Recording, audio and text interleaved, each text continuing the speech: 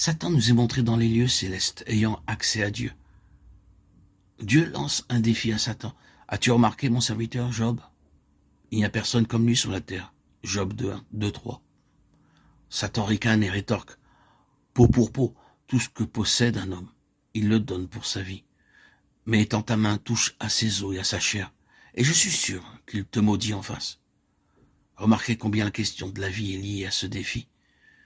Mais quelle subtilité en cela. Dieu donne la permission à Satan de toucher Job.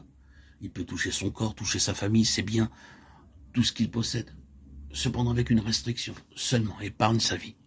Ici encore, c'est la jalousie de Dieu pour la vie. Satan commence à agir et subtilement il oppresse et oppresse dans tous les domaines, par tous les moyens, cherchant à toucher la vie indirectement, parce que cela ne lui est pas permis directement.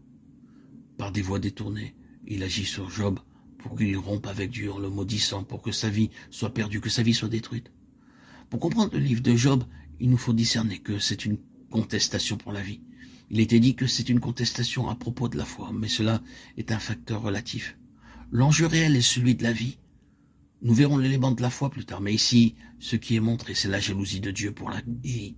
Job est plongé dans de grandes détresses. Mais le maillon de la vie n'est jamais rompu et le résultat est une vie triomphante. Nous éveillons plénitude et victoire.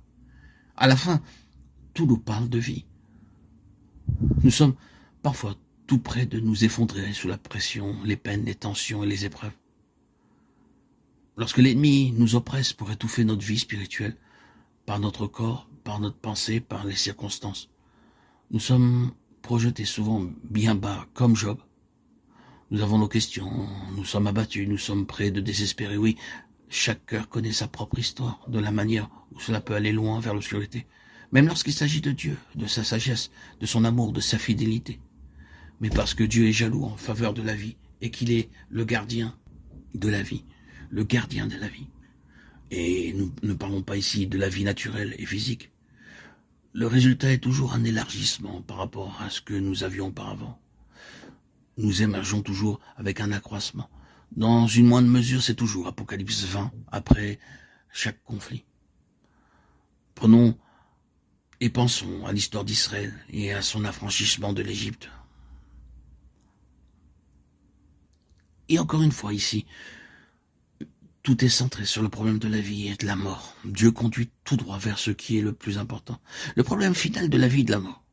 Le Seigneur a de plus sa propre voie, ses propres ressources, pour que, bien que la mort soit sur le point d'agir, de ruiner, de tout dévaster dans le pays, son propre peuple en soit préservé et qu'il soit en vie par le sang.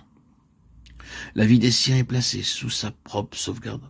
Il prend des mesures pour la vie des siens. Et si la vie des siens nécessite le châtiment d'une nation, quand bien même ce châtiment serait sévère, il prendra cette voie. Dieu ne regarde pas lorsqu'il s'agit de la vie de son peuple. Sa jalousie pour la vie est mise nettement en évidence par toutes ces choses.